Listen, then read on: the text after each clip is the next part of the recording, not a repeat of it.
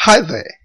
In this video, I'm going to share my editing perspective on workflow as well as discuss how you can use the editing process to pull out the best from your Camtasia project.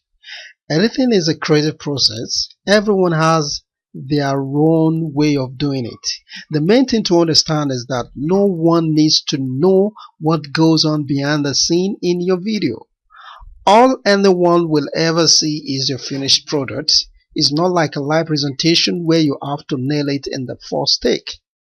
All the videos for this tutorial are not live presentation except the one that you see me do now, but I've also edited out a lot of mistakes. Okay?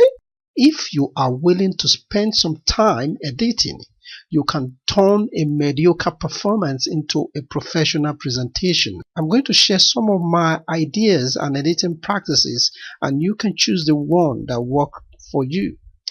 To me, creating a high quality video is sort of like building a house.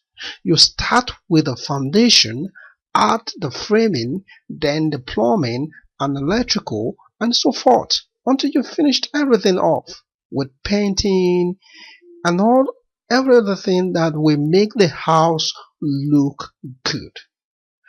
I see editing the same way.